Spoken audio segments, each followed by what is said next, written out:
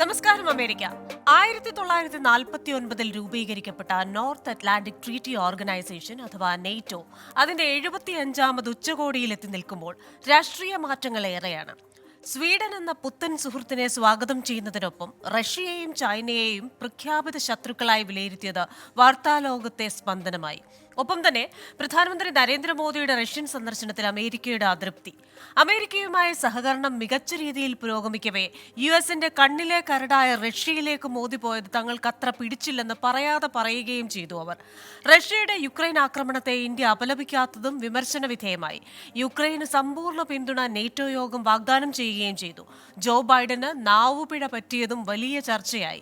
നിലവിലെ സാഹചര്യത്തിൽ നേറ്റോയുടെ ഭാവി എന്താകും? റഷ്യ ചൈന സൗഹൃദത്തെ എന്തിന് നേറ്റോ ഭയക്കണം? American dialogue powered by heads ന്യൂയോർക്കും ഈ വാരം ചിന്തിക്കുന്നത് ഈ വിഷയമാണ്: ശീതയുദ്ധം.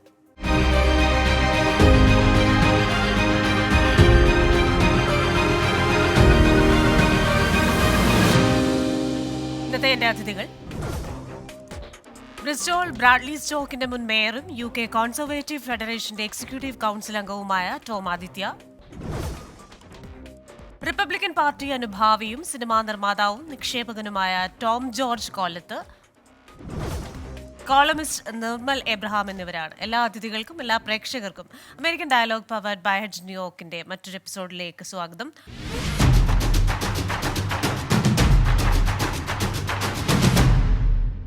അതിഥികളിലേക്കാണ് ആദ്യം ശ്രീ ടോം ജോർജ് കൊല്ലത്തിലേക്ക്. ശ്രീ ടോം ജോർജ്, നമുക്കറിയാം ഓരോ അമേരിക്കൻ പൗരനും താൻ കൊടുക്കുന്ന നികുതിയെക്കുറിച്ച് വലിയ ബോധവാനാണ്. ഈ നികുതി പണം ഏത് രീതിയിൽ ചെലവാക്കപ്പെടുന്നുവെന്ന് ഒരു ഓഡിറ്റിന് അവർ തന്നെ ഈ കാര്യങ്ങൾ വിധേയരാക്കാറുണ്ട്. അപ്പോൾ ഇത്ര ഭീമമായ ഒരു തുക നേറ്റോയ്ക്ക് വേണ്ടിയിട്ട് ചെലവഴിക്കുന്നു.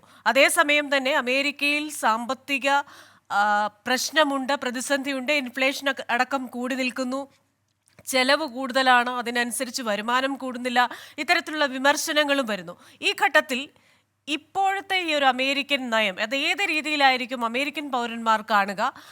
യൂറോപ്യൻ കൺട്രീസുമായിട്ടുള്ള ആ ഒരു ബന്ധം മെച്ചപ്പെടുത്തുന്നത്, യുക്രൈന് വീണ്ടും സഹായം നൽകുന്നത്, ഇതൊക്കെ അമേരിക്കൻ പൗരന്മാരുടെ കണ്ണിൽ എങ്ങനെയാണ്? നിയുക്ത അമേരിക്കൻ പ്രസിഡന്റ് ഡൊണാൾഡ് ജെ ട്രംപിനെ ആശംസകൾ പറഞ്ഞുകൊണ്ട് തന്നെ ഈ അമേരിക്കൻ ഡയലോഗ് തുടങ്ങട്ടെ. ഇങ്ങനെയുള്ള തീരുമാനങ്ങൾ എടുക്കുന്നതാണ് ബൈഡന്റെ ഏറ്റവും വലിയൊരു സ്ട്രെങ്ത്.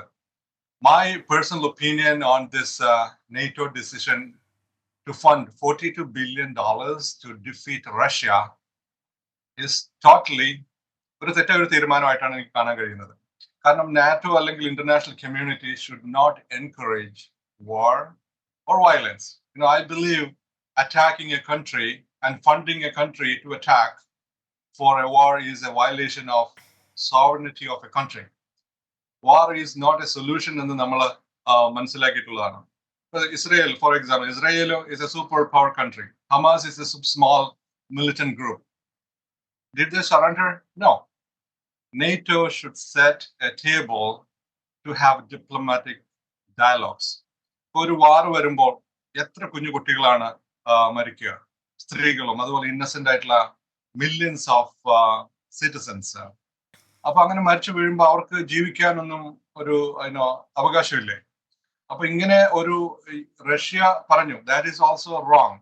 ഭൂമുഖത്തിൽ നിന്ന് യുക്രൈൻ എന്നൊരു രാജ്യത്തിന്റെ ഒരു ചരിത്രത്തിന്റെ ഭാഗമാകുമെന്ന്. That is also very wrong. പക്ഷെ ഈ ഒരു മോഡേൺ വേൾഡിൽ we should think about peace. ഇപ്പൊ നേറ്റോ കൺട്രീസ് ആയിട്ടുള്ള US-ഉം UK, ഫ്രാൻസ് തുടങ്ങിയ കൺട്രീസ് ഒക്കെ ന്യൂക്ലിയർ കൺട്രീസ് ആണ്. അവരുടെ ടോട്ടൽ വാർ ഹെഡ്സ് എന്ന് പറയുന്നത്, ന്യൂക്ലിയർ ബോംബ്സിന്റെ വാർ ഹെഡ്സ് എന്ന് പറയുന്നത് 5759 ആണ്. At the same time, Russia got 5889 nuclear ബോംബ്സിന്റെ അത്രയും ഫെസിലിറ്റേറ്റ് ചെയ്യുന്ന ഒരു രാജ്യമാണ്. ആ ഒരു രാജ്യത്തിനെ ചാലഞ്ച് ചെയ്യാൻ വേണ്ടിയിട്ട് അമേരിക്കൻ ടാക്സ് മണി പോകുക എന്ന് പറയുന്നത് it is very very very difficult to understand at this modern world. ബൈഡന്റെ അപ്രോച്ച് ഡെഫിനറ്റ്ലി സ്ട്രെങ്തൻസ് യൂറോപ്യൻ യൂണിയനുമായിട്ടും അല്ലെങ്കിൽ നേറ്റോയുമായിട്ടുമുള്ള ബന്ധം വളരെയധികം ശക്തിപ്പെടുത്തും. That is true. പക്ഷെ why do we need that strength? നമ്മൾ ഇവിടെ കാണേണ്ടത് നിലപാടുകളാണ്, ideology. What is more important in our for a future of our country. A strong leader to take a right decision at the right time. A country like the United States need a strong leader. Now, there is a saying, a fool with a plan is better than an intelligent man without a plan. Biden ഒരു നല്ലൊരു പ്ലാനുമായിട്ട് വരികയായിരുന്നെങ്കിൽ people would have even honour him and Obama ഉണ്ടായിരുന്ന സമയത്ത് during 2014 തോന്നുന്നു Russia Crimea എന്ന കൊച്ചു രാജ്യത്തെ അറ്റാക്ക് ചെയ്തിരുന്നു, കോൺകർ ചെയ്തിരുന്നു. അതുപോലെ അതേ സമയത്ത് റഷ്യ സിറിയ 2015 അറ്റാക്ക് ചെയ്തു. ഇപ്പം ബൈഡന്റെ കാലത്ത് റഷ്യ യുക്രൈനെ അറ്റാക്ക് ചെയ്തു. അത് സെയിം ടൈമില് ബൈഡൻ ഉണ്ടായിരുന്ന സമയത്ത് ഇസ്രയേല് ഇപ്പം ഹമാസുമായിട്ട് എയർ സ്ട്രൈക്സും മറ്റുമൊക്കെ ഉണ്ടായിരിക്കുന്നു. During the tenure of Trump there is no war. അതാണ് നമ്മൾ നോട്ട് ചെയ്യേണ്ടത്. എല്ലാവരും പറയുന്നു ട്രംപ് ഇസ് വാർ കൊതിയനാണ്, വാർ ചെയ്യാൻ യുദ്ധ കൊതിയനാണെന്നൊക്കെ. he had no wars during his tenure. 1949 ദേശീയ സുരക്ഷ മുൻനിർത്തി രൂപീകരിച്ച ഒരു സഖ്യം. ആ സഖ്യത്തിൻ്റെ കുറേ നാൾ കഴിയുമ്പോൾ, അല്ലെങ്കിൽ പണ്ടേ ഈ സഖ്യം അതിൻ്റെ ഒരു പ്രസക്തി നഷ്ടപ്പെടുന്നു. സോവിയറ്റ് യൂണിയൻ എന്ന് പറയുന്ന ആ ഒരു രാജ്യത്തെ ശത്രുസ്ഥാനത്ത് സങ്കല്പിച്ച് ഉണ്ടാക്കിയ ഒരു കൂട്ടായ്മ. ഈ കൂട്ടായ്മ പണ്ടേ പിരിച്ചുവിടേണ്ടതായിരുന്നുവെന്ന് പലരും വിലയിരുത്തുന്നു. പക്ഷേ ഇപ്പോഴും ആ സംഘടന പ്രവർത്തിക്കുന്നു. മാത്രവുമല്ല 75-ാം ഉച്ചകോടിയിലേക്ക് അത് കടക്കുകയും ചെയ്തു. ഉച്ചകോടി എന്തായാലും അവസാന ഘട്ടത്തിലാണ്. അപ്പോൾ ഈ ഒരു ഘട്ടത്തിൽ നെയ്റ്റോയുടെ ഒരു പ്രസക്തി അങ്ങ് എങ്ങനെയാണ് കാണുന്നത്? ലോകത്തിന്റെ ചരിത്രത്തിന്റെ ഗതിവിധികളെ തന്നെ മാറ്റിമറിക്കുന്ന പല തീരുമാനങ്ങളുമാണ് നമ്മുടെ മുന്നിൽ കടന്നുപോയിക്കൊണ്ടിരിക്കുന്നത്. നെയ്റ്റോ അപ്രസക്തമാണോ എന്ന് നമുക്ക് പറയാൻ പറ്റില്ല. കാരണം ഇപ്പോഴത്തെ ത്രെട്ട് ആ രീതിയിലാണ്. ഇറ്റ്സ് ആക്ച്വലി ഒരു ജനറേഷണൽ ത്രെട്ട് ആണ് റഷ്യയിൽ നിന്ന് വന്നിരിക്കുന്നത്. സോ ദാറ്റ് നീഡ്സ്, നമ്മുടെ UK പ്രൈം മിനിസ്റ്റർ പറഞ്ഞ വാക്ക് തന്നെ ഞാൻ കടമെടുക്കുകയാണ്, that needs a generational response. എന്ന് വെച്ചാൽ അതിന് തുല്യമായിട്ടുള്ള റെസ്പോൺസ് ഉണ്ടാകും. പക്ഷെ ഇതിന്റെ ഫോക്കസ് ക്ലിയർ ആയോ? സംടൈംസ് ഇത്രയും ഡിപ്ലോയ് ചെയ്യേണ്ടതുണ്ടായിരുന്നോ? Whether we need to make a declaration. ചിലപ്പം ആന്റഗണൈസ് ചെയ്യും, നമ്മളൊരു വിഷയത്തിനെ എസ്കലേറ്റ് ചെയ്യാന്ന് പറയും. ഇപ്പം ഞാൻ ടോം പറഞ്ഞതിനെ ആശയത്തിൽ നിന്ന് മുഴുവൻ സപ്പോർട്ട് ചെയ്യുന്നില്ലെങ്കിലും എന്റെ ഒരു ഭാഗം എന്നാന്ന് വെച്ച് കഴിഞ്ഞാൽ, റഷ്യ പറഞ്ഞു കഴിഞ്ഞാൽ അതനുസരിച്ച് അവന് വളരെ സ്നീക്കിയാണ് ആ കാര്യത്തിനകത്ത്. കാര്യങ്ങൾ നമ്മൾ യുക്രൈനെ ആക്രമിച്ച രീതി തന്നെ അറിയാം. വളരെ തന്ത്രമായിട്ട് അവിടെ ടാങ്കുകളെല്ലാം കൊണ്ട് ഒരു ദിവസം തുടങ്ങി. അതിനുവേണ്ടി ചാരപ്രവർത്തനങ്ങൾ പറയുമ്പോഴും പറയുന്നത് തന്നെ, ഞങ്ങൾ അങ്ങനെ ഒരു കാര്യം തീരുമാനിച്ച് ചിന്തിച്ചിട്ട് പോലുമില്ല എന്നാ പറയാം. പക്ഷെ they are attacked. That's how the tactic is. നമ്മുടെ ഇന്റർനാഷണൽ ലെവലിൽ പലപ്പോഴും യാതൊരു മര്യാദയും പാലിക്കാതെയാണ് റഷ്യ ഇടപെടുന്നത്. ഇതിന് ഇന്ത്യ അപലപിക്കാതെ, ഇന്ത്യയുടെ ഒരു വിദേശകാര്യ നയത്തിന് ഘടകവിരുദ്ധമായി നമ്മൾ ഒരു എങ്ങോട്ടാണ് നിൽക്കുന്നത് അറിയാതെ we are swinging, and that makes our position sometimes very vulnerable. അതിനകത്ത് ചിലരുടെ പീസ് മേക്കർ ആണെങ്കിൽ you should say you should not do it. ഇപ്പം യുദ്ധത്തിന്റെ കാര്യത്തിനകത്ത് ഇന്ത്യ ആ ഒരു നിലപാടെടുക്കുമായിരുന്നു. എന്നാലും തിരിച്ച് നമ്മൾ നാറ്റോയുടെ കാര്യങ്ങളിലേക്ക് എടുക്കാം. അത് അതുകൊണ്ട് അപ്രസക്തമായെന്ന് പറയാൻ പറ്റില്ല. കാരണം ഇന്നിപ്പം ചൈന പൊസിഷൻ ആയിരിക്കുന്നപ്പം the ammunition they have, the nuclear warheads they have, in combination with what we have in North Korea and Russia, is actually a big threat. അത് അമേരിക്കയുടെ എക്സിസ്റ്റൻസിനെ തന്നെ ബാധിക്കാവുന്ന രീതിയിൽ, അല്ലെ അതിന്റെ സോവറിനിറ്റി. അതുകൊണ്ടാണ് ഇങ്ങനെ ഒരു തന്ത്രം പറയുന്നത്. We don't want war, but sometimes we want to deter war. There should be strong actions in the sense strong strategies. അത് പലപ്പോഴും പറയാതെയാണ് കാര്യങ്ങൾ ചെയ്യേണ്ടത്. നാറ്റോ പലപ്പോഴും ഇത് നടത്തിയത് കൊണ്ട് ഉണ്ടാവുന്ന ദൂഷ്യവിഷയങ്ങൾ കണ്ടറിഞ്ഞേ പറ്റുള്ളൂ. That's what my opinion is. But then we need to modernize. That's what I feel. To ഡിഫൻസിന്റെ ഒരു കാര്യത്തിനകത്ത് ഒരു നാറ്റോയുടെ ഒരു പ്രസൻസ് ഇപ്പൊ എസ്റ്റോണിയ, പോളണ്ട്, അപ്പം ഒരു അലൈഡ് റെസ്പോൺസ് ഫോഴ്സിന്റെ ഒരു മോഡേണൈസേഷൻ ഉണ്ടാവുന്നുണ്ട്. അതുകൊണ്ട് ഇത് സത്യം പറഞ്ഞ പണ്ടേ ഉണ്ടായിരുന്ന ഒരു സംഭവമാണ്. അത് മോഡേണൈസ് ചെയ്യുന്നു എന്ന് കൂട്ടിയാൽ മതി. പിന്നെ ഒരു കാര്യം, 5 വർഷങ്ങൾക്ക് മുമ്പ് ഒരു കരാർ, അതായത് ഈ സർഫസ് ടു ഈ ടോംസ് ഓക്ക് ഈ മിസൈൽസിന്റെ ഒക്കെ ഉള്ളതിനകത്ത് ഒരു മോഡേണൈസേഷന്റെ അതിന്റെ കരാർ റഷ്യയുമായിട്ടുള്ളത് ലാപ്സായി. അതുകൊണ്ട് അവര് വീണ്ടും അപ്ഗ്രേഡ് ചെയ്യാണ് അതിന്റെ ഒരു ഫ്രീക്വൻസിയും എങ്ങനെ അറ്റാക്കിങ്ങിന്റെ ഇതൊക്കെ. ഈ ഡിഫൻസിനകത്ത് പലപ്പോഴും നമ്മൾ ചാരപ്രവർത്തനങ്ങൾ പലതും കിട്ടും. പക്ഷെ ഈ അമേരിക്ക പലപ്പോഴും ഇപ്പൊ ഈ യുക്രൈൻ വാറിന് തന്നെ ഞാൻ പറയാറുണ്ട്, ബൈഡൻ പറഞ്ഞു I am not going to enter into that war. So what happen is, അപ്പോൾ റഷ്യക്ക് അതിനകത്ത് പെട്ടെന്നൊരു ഫ്രീ ഹാൻഡ് കിട്ടി അതിനൊരു അറ്റാക്ക് ചെയ്യാനായിട്ട് എന്നാലും അവൻ വരില്ല എന്ന് ഞാൻ ഒരെണ്ണം കൊടുക്കും എന്നുള്ളത്. If they were playing the cards well we could and even deter that war. Russia Ukraine war തന്നെ ഒഴിവാക്കാൻ. ഇനി വേറൊരു ഒരു ഒരു ഒരു ഒരു ഒരു മിസ്റ്റേക്ക് ഈ കോൺവെർസേഷനകത്ത്, for Ukraine will become part of NATO once the war is finished എന്ന് പറയുമ്പോൾ Russia will have the tactics to prolong the war as much as they want because they don't want Ukraine to join NATO. That is actually another strategic, I feel, a blunder. അതിനകത്തൊക്കെ കുറച്ചുകൂടെ how to put it ഡിപ്ലോയിഡ്ലി എന്നുള്ളത് നമ്മൾ ചിന്തിച്ച് ചെയ്യുന്നിരുന്നായിരുന്നെങ്കിൽ NATO ചെയ്തിരുന്നത് നന്നായിരുന്നു എന്ന് ഞാൻ വിശ്വസിക്കുന്നു. ഐ ഹോപ്പ് നമ്മൾ കണ്ണറിഞ്ഞിട്ട് കാണേണ്ടിയിരിക്കുന്ന വളരെ പ്രതിസന്ധിയിലെ ഉള്ള ഒരു കാര്യമാണ്. So it's A strategic difference review ആവശ്യമാണ്. അതിനകത്ത് സ്ട്രാറ്റജിക് വിഷൻ വേണം, ലോങ് ടേം. അതാണ് ഞാൻ ഈ കാര്യത്തിന് പറയാൻ. ശരി, thank you Shri Nirmal Abraham. നമുക്കറിയാം, ഒരു കാലത്ത് ലോക പോലീസ് എന്നറിയപ്പെട്ടിരുന്ന അമേരിക്ക തങ്ങൾക്ക് ആരെയും ഭയമില്ല, തങ്ങളാണ് എല്ലാവരെയും ഭരിക്കുന്നത് എന്നൊക്കെയുള്ള ഒരു മനോഭാവം ഉണ്ടായിരുന്ന അമേരിക്ക ഇത്തവണത്തെ ഈ നേറ്റോ ഉച്ചകോടിയിൽ അമേരിക്ക അടക്കമുള്ള രാജ്യങ്ങൾ ഒരു പ്രഖ്യാപിത ഭയം കൂടി ഇവിടെ പുറത്തേക്ക് വിടുകയുണ്ടായി. അത് ഈ റഷ്യയും ചൈനയും തമ്മിലുള്ള സൗഹൃദം, റഷ്യയോടുള്ള ഒരു ഭയം, ചൈനയോടുള്ള ഒരു ഭയം. അതുകൊണ്ട് തന്നെ ഇത്തരത്തിലുള്ള ഒരു കാര്യം അത് തുറന്ന് സമ്മതിക്കുന്നതിലേക്ക് ഈ നേറ്റോ ഉച്ചകോടി പോകുമ്പോൾ അങ്ങനെ ഒരു ചോദ്യം ഉയരുന്നില്ലേ, എന്തുകൊണ്ട് ഈ രാജ്യങ്ങൾ ഈ റഷ്യയെയും ചൈനയെയും ഇത്രയധികം ഭയക്കണം? നേറ്റോ എന്തിന് റഷ്യ ചൈന ഭയം വെച്ച് പുലർത്തണം?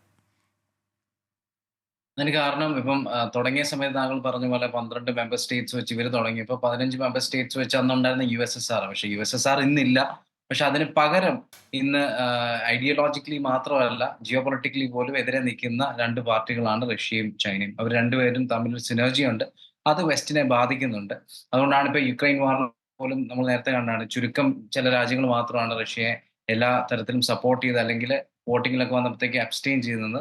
അതിലൊരാൾ ചൈനയാണ്, ശക്തരായിട്ടുള്ള അമേരിക്കയുടെ ഏറ്റവും വലിയ എതിരാളി. 1. 2, മുമ്പ് ഞാൻ ഒരു ചർച്ചയിൽ പറഞ്ഞിട്ടുണ്ട്, അതായത് ഒരുപക്ഷെ 10 വർഷം അല്ല 15 വർഷം മുമ്പുള്ള ചൈനയല്ല ഇന്ന്.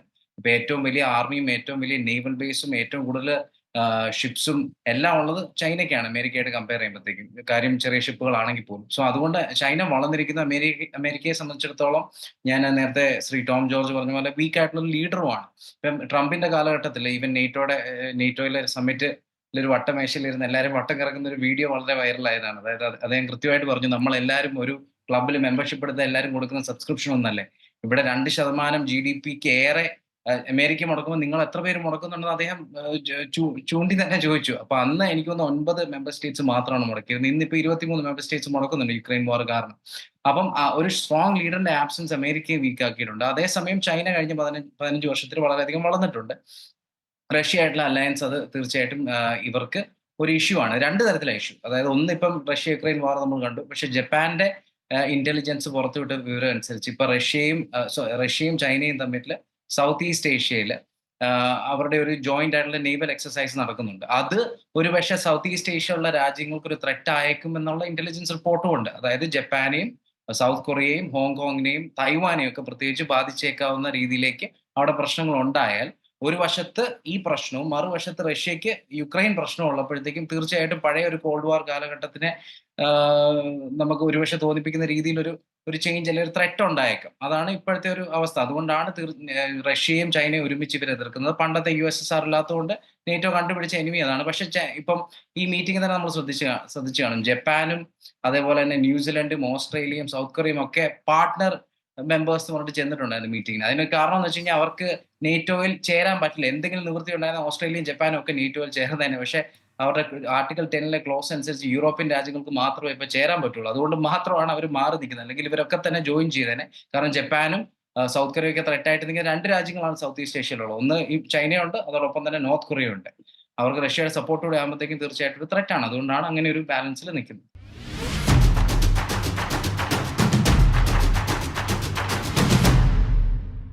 അമേരിക്കയിൽ ലോകം ഉറ്റുനോക്കുന്ന ഒരു തെരഞ്ഞെടുപ്പ് നവംബറിൽ നടക്കുകയാണ്. ഈ തെരഞ്ഞെടുപ്പ് ഫലം വന്നതിന് ശേഷം ഭൗമരാഷ്ട്രീയത്തിലുണ്ടാകുന്ന മാറ്റം, സമ്പദ് വ്യവസ്ഥയിലുണ്ടാകുന്ന മാറ്റം, അതേപോലെ തന്നെ ഈ നേറ്റോ റഷ്യ റിലേഷൻഷിപ്പിൽ, ഇന്റർനാഷണൽ റിലേഷൻഷിപ്പിലൊക്കെ ഉണ്ടാകാവുന്ന ഒരു മാറ്റം എങ്ങനെയായിരിക്കുമെന്ന് കരുതുന്നു? എനിക്ക് പറയാനുള്ളത്, A good leader make his enemy as his friend. ഇപ്പം ലോകത്തിന് ഏറ്റവും വലിയൊരു ത്രെട്ട് ആയിരുന്നു സൗത്ത് കൊറിയ, കിം ജോൺ. അവിടെ ആദ്യമായിട്ടാണ് ഒരു American president, may be after few may be decades, പോകുന്നത്. അവിടെ പോയിട്ട് അത്രയും വലിയ ഒരു ഡിക്റ്റേറ്റർ ആയിട്ടുള്ള കിം ജോണിനെ ഫ്രണ്ട് ആക്കി കൊണ്ടുവരികയും അദ്ദേഹത്തിന്റെ ആ ഒരു മിസൈൽ ടെസ്റ്റിങ്ങും ത്രെട്ടും മറ്റൊക്കെ നിർത്താൻ ട്രംപിന് കഴിഞ്ഞിരുന്നു. അത് വലിയൊരു അത്ഭുതമായിട്ടാണ് ഞാൻ കാണുന്നത്. അപ്പം ഈ ഒരു എലക്ഷൻ വരികയാണ്. ഇപ്പൊ ഈ $42 ബില്യൺ സൈൻ അപ്പ് ചെയ്തിരിക്കുന്നത് 2025 ആണ് അത് ഗ്രാന്റ് കൊടുക്കാനാണ് സൈൻ അപ്പ് ചെയ്തിരിക്കുന്നത്. ആ സമയത്ത് it's A good take. Hopefully I M optimistic that time president Trump ആയിരിക്കും അത് എൻഡോഴ്സ് ചെയ്യേണ്ടത്.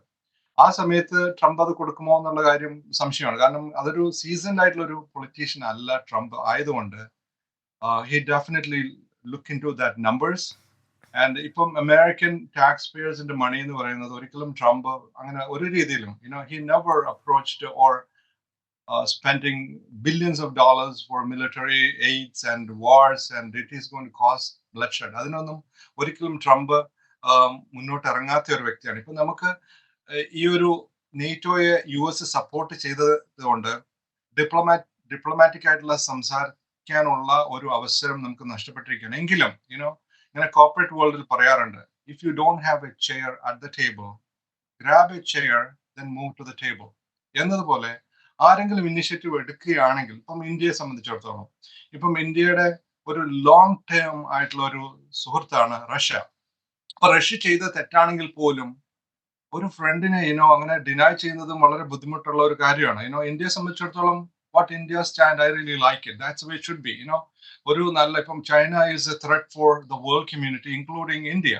അപ്പൊ ഇന്ത്യയെ അപ്രോച്ച് ചെയ്യുന്ന സമയത്ത് ചൈനയുമായിട്ട് ഡീൽ ചെയ്യാൻ നല്ലൊരു സുഹൃബന്ധം എപ്പോഴും ഇന്ത്യയുടെ ഇന്ദിരാഗാന്ധി ഉള്ള സമയം മുതൽ തന്നെ India and Russia they were really buddies ആയിരുന്നു. ആ ഒരു ഫ്രണ്ട്ഷിപ്പ് മോഡിജി നിലനിർത്തുന്നതിൽ നമുക്കൊക്കെ അതൊക്കെ നല്ലൊരു തീരുമാനമായിട്ടാണ് എനിക്ക് കാണാൻ കഴിയുന്നത്. ശ്രീ ടോമാദിത്യ, ഈ നേറ്റോയുടെ ഒരു ഭാവി എങ്ങനെ കാണുന്നു? ഇപ്പോൾ നമ്മൾ സംസാരിക്കുന്നത് പോലെ യുക്രൈനെ എങ്ങനെയെങ്കിലും നേറ്റോയിലേക്ക് കൊണ്ടുവരിക, അതിൻ്റെ ഭാഗമാക്കുക, അതേസമയം അതെന്ത് വില കൊടുത്തും റഷ്യ തടയാൻ ശ്രമിക്കുന്നു. ഈ ഒരു അവസരത്തിൽ നേറ്റോയുടെ ഒരു ഫ്യൂച്ചർ എന്തായിരിക്കും?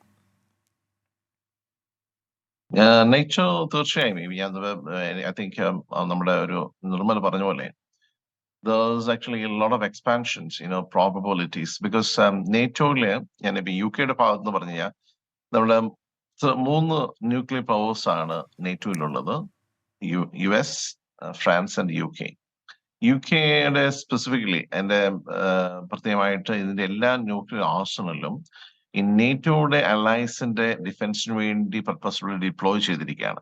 അപ്പം ഇവിടുത്തെ 3rd ലാർജസ്റ്റ് മിലിറ്ററി സ്പെൻഡർ ആണ്. അതായത് അമേരിക്കയ്ക്കും ജർമ്മനിക്കും ശേഷം ഉള്ള സ്പെൻഡർ ആണ് UK. അപ്പം ഇനി നമ്മൾ ഇതിനകത്ത് നോക്കുന്ന ഈ പ്രാവശ്യം ഉണ്ടാകുന്ന സൈബർ അറ്റാക്സും ഇതിനെ കുറിച്ചൊക്കെയുള്ള അതിനു വേണ്ടിയും കൂടുതലായിട്ട് ഡിപ്ലോയ്മെന്റ് ഉണ്ടാവും UK, especially from the NATO side. അങ്ങനെയുള്ള കാര്യങ്ങൾ മാത്രമല്ല, നമ്മൾക്ക് ഇനിയുള്ള ഭാവികളിൽ ഒരു 32 കൺട്രീസ് ആയിട്ടുണ്ട്. ഭാവിയിൽ ഇനി എക്സ്പാൻഡ് ചെയ്യാം. ദർ ആർ തിങ്സ്, പല രാജ്യങ്ങളും ഇതിലേക്ക് ജോയിൻ ചെയ്യണം. കാരണം ത്രെറ്റ് ഉള്ളതുകൊണ്ട്, റഷ്യയും ചൈനയിൽ നിന്നും ത്രെറ്റ് ഉള്ളതുകൊണ്ട് ജോയിൻ ചെയ്യണമെന്ന് ആഗ്രഹിക്കുന്ന പല രാജ്യങ്ങളുമുണ്ട്. അപ്പം ആ കാര്യങ്ങളും കൂടെ കൂട്ടിച്ചേർത്തായിരിക്കും ഭാവിയിൽ നേറ്റോയുടെ ഭാവി എന്ന് പറഞ്ഞു കഴിഞ്ഞാൽ മുന്നിലുള്ള എക്സ്പാൻഷൻസ് ഉണ്ടാകും. തീർച്ചയായും ഈ ഒരു മിലിറ്ററി സഖ്യം ആവശ്യമാണെന്ന് ചോദിച്ചാൽ, we want a peace. That's UK stand is we want peace. But in order to maintain that peace, we need to have the strength to maintain. Okay, അതൊരു ഘടകമാണ്. തീർച്ചയായും മുന്നോട്ടുള്ള ഭാവിയിൽ ഈ നേറ്റോയെ മുഴുവനായിട്ട് മാറ്റി നിർത്താൻ പറ്റില്ല. കാരണം ലേബർ പാർട്ടി പോലും ഇപ്പൊ എടുത്തിരിക്കുന്ന ഒരു സ്റ്റാൻഡ് നേറ്റോ ഫസ്റ്റ് എന്നുള്ളതാണ്. നേരത്തെ നമ്മള് സോഫ്റ്റ് ബോക്സിൽ ഇരിക്കുമ്പോൾ ഇത് പറയാം, പക്ഷെ when you come to reality ഡിഫൻസിന്റെ കാര്യങ്ങളിൽ തീർച്ചയായും അത് പറ്റി ഉള്ളൂ എന്നുള്ളത് കൊണ്ട് കിയർ സ്റ്റാമർ പോലും ഇപ്പം എടുത്തിരിക്കുന്ന പോളിസി നേറ്റോ ഫസ്റ്റ് എന്നുള്ളതാണ് ഡിഫൻസിന്. പിന്നെ അലയൻസുമായിട്ട് ബന്ധപ്പെട്ട്, അതായത് യൂറോപ്പിലുള്ള UKയുടെ അലയൻസും ഫ്രണ്ട്സുമായിട്ട് ചേർന്നുകൊണ്ട്, ഇത് മാത്രമല്ല ക്ലൈമറ്റ് ചേഞ്ച്, അതുപോലെ തന്നെ ഈ സൈബർ അറ്റാക്സിന്റെ ഇഷ്യൂസ് ഉണ്ട്, energy security, these are few things which we need to consider. So ഇതിന്റെ ഒരു മറുവശം കൂടെ ഉണ്ട്. ഇപ്പം തുർക്കിയുടെ പ്രസിഡന്റ് എർഡോഗാൻ പറഞ്ഞതുകൊണ്ട് നേറ്റോയും റഷ്യയുമായിട്ട് ഒരു കോൺഫ്ലിക്റ്റ് ആവശ്യമില്ലെന്ന്. സോ ഇങ്ങനെയുള്ള വൈൽഡ് കാർഡ്സും ഉണ്ടായിരിക്കും. So you need to actually NATO itself have to think widely and wisely and strategically to see how they can do it. Sorry, ഞാൻ ഇംഗ്ലീഷിലേക്ക് മാറി. അതുകൊണ്ട് ചിന്തിക്കുവാനായിട്ട് ഒരു പരിശ്രമിക്കുവാനായിട്ടുള്ള തന്ത്രപരമായി നേരിടുവാൻ റഷ്യക്കും അല്ല നേറ്റോയ്ക്ക് ഉണ്ടാകട്ടെ. പ്രത്യേകിച്ച് റഷ്യൻ കോൺഫ്ലിക്റ്റ് ഞാൻ സ്ലിപ്പ് ഓഫ് ടങ്ക് പലപ്പോഴും ഉണ്ടാകുന്നതാണ്. ഇപ്പം ബൈഡന് ധാരാളമായി ഇപ്പം വരുന്നുണ്ട്, നമുക്ക് ആർക്കും ഉണ്ടാകുന്ന. പക്ഷെ ഇത് കൂടെ ആകുമ്പോഴത്തേക്ക് പലപ്പോഴും കോംപ്രിഹെൻഷൻസിന്റെ വിഷയം ഉണ്ടാകും. അതാണ് പലപ്പോഴും ബൈഡൻ ഉണ്ടായിരിക്കുന്നത്.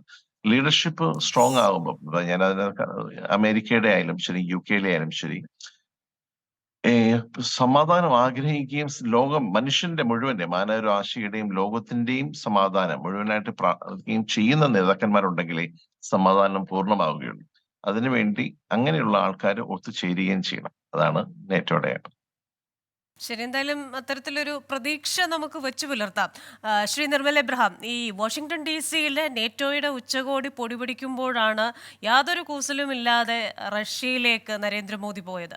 അപ്പോൾ പ്രധാനമന്ത്രിയുടെ റഷ്യൻ സന്ദർശനം, യുക്രൈനിലെ റഷ്യയുടെ ആക്രമണത്തെ ഇന്ത്യ അപലപിക്കാത്തത്, ഇതിലൊക്കെ അമേരിക്ക അവരുടെ അമർഷം പ്രകടമാക്കിയിട്ടുണ്ട്. മാത്രവുമല്ല, റഷ്യക്കെതിരായ ചില വിമർശനങ്ങൾ ഉന്നയിക്കുകയും ചെയ്തിട്ടുണ്ട്.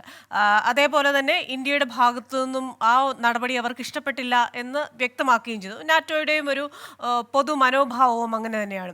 അങ്ങനെ വരുമ്പോൾ ഇപ്പോൾ അമേരിക്ക ഇന്ത്യ ബന്ധം വളരെ മികച്ച രീതിയിൽ പോകുന്നു. പല കരാറുകളുമുണ്ട്, പല സഹകരണ കരാറുകളും അതിൻ്റെ വഴിയിലാണ്. ഈ ഒരു സാഹചര്യത്തിൽ ഈ ഇന്ത്യ നേറ്റോ അല്ലെങ്കിൽ ഇന്ത്യ അമേരിക്ക സഖ്യത്തിന്, സഹകരണത്തിന് ഇത്തരത്തിലുള്ള നടപടികൾ ഒരു പ്രശ്നമാകുമോ? ഇല്ല, ഇന്ത്യ ചെയ്യുന്നത് ആ ഒരു ചരിത്രം ഇപ്പം നമുക്ക് പണ്ട് പോലെ ഓരോ സമയത്തും വാറുകളുടെ സമയത്തൊക്കെ നമുക്ക് മിലിറ്ററി എയ്ഡും എല്ലാ തരത്തിലുള്ള സപ്പോർട്ടും തന്ന ഒരു രാജ്യമാണ് റഷ്യ. നിന്ന സമയത്തും അതേപോലെ ഇപ്പം ഇന്ത്യ മാത്രമല്ല, ഇപ്പൊ സൗത്ത് ആഫ്രിക്ക എടുത്ത് നോക്കി, പലസ്തീൻ വിഷയത്തിൽ ഇന്റർനാഷണൽ കോർട്ട് ഓഫ് ജസ്റ്റിസ് ഇപ്പൊ കേസ് ഫയൽ ചെയ്ത രാജ്യമാണ് സൗത്ത് ആഫ്രിക്ക. അതിൻ്റെ അത് വിക്ടിംസിനെ രക്ഷിക്കണം എന്നുള്ള കരച്ചിലായിരുന്നു സൗത്ത് ആഫ്രിക്ക വെച്ചിരുന്നത്. ഇവിടെ വരുമ്പോഴത്തേക്കും നേരെ തിരിച്ചാണല്ലോ. റഷ്യയുടെ കേസിൽ എല്ലാ വോട്ടിങ്ങിലും എല്ലാ കാര്യങ്ങളിലും റഷ്യക്ക് സപ്പോർട്ടായിട്ട് അല്ലെങ്കിൽ മിണ്ടാതിരിക്കുന്ന ഒരു മനോഭാവമാണ് സൗത്ത് ആഫ്രിക്ക കാണിക്കുന്നത്. അതിന്റെ കാരണം എന്ന് വെച്ചാൽ അപ്പാർത്തൈഡ് സമയത്ത് അവിടെ കറുത്ത വർഗ്ഗക്കാർക്ക് സപ്പോർട്ടായിട്ട് നിന്നതും അവർക്ക് പലതരത്തിലുള്ള ആ ഒരു സ്ട്രഗിളിനെ സപ്പോർട്ട് ചെയ്തതും റഷ്യയാണ്. അതുകൊണ്ട് അവരത് മറക്കത്തില്ല. അതുകൊണ്ട് ആ ചരിത്രത്തിനെ ബേസ് ചെയ്ത് അവരിപ്പോൾ സപ്പോർട്ട് ചെയ്യുന്നു. ഇന്ത്യ പാകിസ്ഥാൻ വാർ ഉൾപ്പെടെ നിരവധി വാറുകൾ സ്വാതന്ത്ര്യത്തിന് ശേഷം നടന്ന വാറുകളിലൊക്കെ തന്നെ സപ്പോർട്ട് ചെയ്തതും ഇന്ത്യയുടെ 60% മിലിറ്ററി എയ്ഡ് തരുന്ന രാജ്യം എന്ന നിലയ്ക്കും ഇന്ത്യക്ക് സപ്പോർട്ട് ചെയ്തേ മതിയാവും. അതിൻ്റെ അകത്തൊരു തെറ്റുമില്ല. പിന്നെ റഷ്യ ചൈനയുമായിട്ട് അത്രയധികം ഒട്ടി നിന്നുകൊണ്ടിരിക്കുകയാണ്. ആ സമയത്ത് ഇന്ത്യക്ക് ഒരു തരത്തിലും റഷ്യയെ വിട്ടു പോകാൻ പറ്റില്ല. ആ ട്രയാങ്കുലർ ലവ് സ്റ്റോറിയിൽ അതേ സ്നേഹം കൊടുത്തുകൊണ്ടിരുന്നില്ലെങ്കിൽ റഷ്യ ചൈനയെ കല്യാണം കഴിച്ചാൽ കൊണ്ടുപോയി കഴിഞ്ഞാൽ ഇന്ത്യയുടെ കാര്യം അപകടത്തിലാവും. അതുകൊണ്ട് ഇന്ത്യ ചെയ്തതിൽ യാതൊരു തെറ്റും ഞാൻ കാണുന്നില്ല. പിന്നെ അമേരിക്കയെ സംബന്ധിച്ചിടത്തോളം ഇതിനകത്ത് ട്രംപ് വന്നു കഴിഞ്ഞാൽ ഒരു ചേഞ്ച് ഉണ്ടാവുമെന്ന് ഞാൻ വിശ്വസിക്കുന്നുണ്ട്. അതായത് അദ്ദേഹത്തിന്റെ നെഗോഷിയേഷൻ ടാക്ടിക് ആയിരിക്കും. അദ്ദേഹം കഴിഞ്ഞ പ്രാവശ്യം പറഞ്ഞ പോലെ 2% സ്പെൻഡിങ്, ഒരു രാജ്യത്തിന്റെ GDP-യുടെ 2% മിലിറ്ററി എയ്ഡിലോട്ട് സ്പെൻഡ് ചെയ്തില്ലെന്നുണ്ടെങ്കിൽ ഞാൻ സപ്പോർട്ട് ചെയ്യില്ല എന്ന് അദ്ദേഹം തുറന്നു പറഞ്ഞു. നിങ്ങൾ ആരെങ്കിലും വന്ന് ആക്രമിച്ചു കഴിഞ്ഞു കഴിഞ്ഞാൽ അമേരിക്ക വ്യതിരിഞ്ഞ് നിൽക്കത്തേ ഉള്ളൂ. അത് മാത്രമല്ല, ആക്രമിക്കുന്ന രാജ്യത്തോട് ആഞ്ഞടിച്ചോളം ഞാൻ പറയും ചെയ്യും എന്ന് അദ്ദേഹം പറഞ്ഞു. പക്ഷെ ആ പറഞ്ഞത് ഒരു നെഗോഷിയേഷൻ ടാക്ടിക് മാത്രമാണ്. എല്ലാ രാജ്യങ്ങളും, അതായത് അമേരിക്കൻ ടാക്സ് പേയേഴ്സിന്റെ പൈസ കൊണ്ട് മറ്റ് രാജ്യങ്ങൾക്ക് ഞങ്ങൾ എന്തിനു മിലിറ്ററി എയ്ഡ് കൊടുക്കണം എന്നുള്ള ചോദ്യമാണ് അദ്ദേഹം മുന്നോട്ട് വെച്ചത്. അതുകൊണ്ട് അദ്ദേഹം വന്നു കഴിഞ്ഞു കഴിഞ്ഞാൽ തീർച്ചയായിട്ടും നേറ്റോ പിരിച്ചൊന്നും വിടത്തില്ല. പക്ഷെ മറ്റ് യൂറോപ്യൻ രാജ്യങ്ങളും ഈക്വലി സ്പെൻഡ് ചെയ്യാൻ, അല്ലെ പ്രൊപ്പോർഷനറ്റ്ലി സ്പെൻഡ് ചെയ്യാൻ ഫോഴ്സ് ചെയ്യപ്പെടും എന്നുള്ളതാണ് സത്യം. ആഗോള GDP-യുടെ ഏകദേശം പകുതിയോളം കൈയാളുന്ന രാജ്യങ്ങളാണ് നേറ്റോയിലെ അംഗങ്ങൾ. അതുകൊണ്ട് തന്നെ സാമ്പത്തികമായി എത്രത്തോളം ശക്തി ആ സംഘടനയ്ക്ക് ആർജിക്കാനാകും, ഭാവിയിൽ അത് കൂട്ടാനാകും എന്നൊക്കെ നമുക്ക് നോക്കി കാണേണ്ടിയിരിക്കുന്നു. എന്തായാലും പാനലിസ്റ്റുകൾ പറഞ്ഞതുപോലെ രണ്ടാം ട്രംപ് പ്രസിഡൻസി വന്നു കഴിഞ്ഞു കഴിഞ്ഞാൽ എന്തൊക്കെയായിരിക്കും ഭൗമരാഷ്ട്രീയത്തിലെ മാറ്റം, നേറ്റോയും മറ്റു രാജ്യങ്ങളും തമ്മിലുള്ള ബന്ധം, ഇതൊക്കെ നമുക്ക് നോക്കി കാണേണ്ടിയിരിക്കുന്നു. Thank you very much Shri Tom George Kollath, Shri Tom Aditya and Shri Nirmal Abraham ഈ ചർച്ചയിൽ പങ്കെടുത്തതിന്. American dialogue powered by hedge ന്യൂയോർക്കിന്റെ ഈ വാരം ഇവിടെ പൂർണ്ണമാവുകയാണ്. അടുത്തയാഴ്ച മറ്റൊരു വിഷയവുമായി വീണ്ടും കാണാം. Till then stay safe.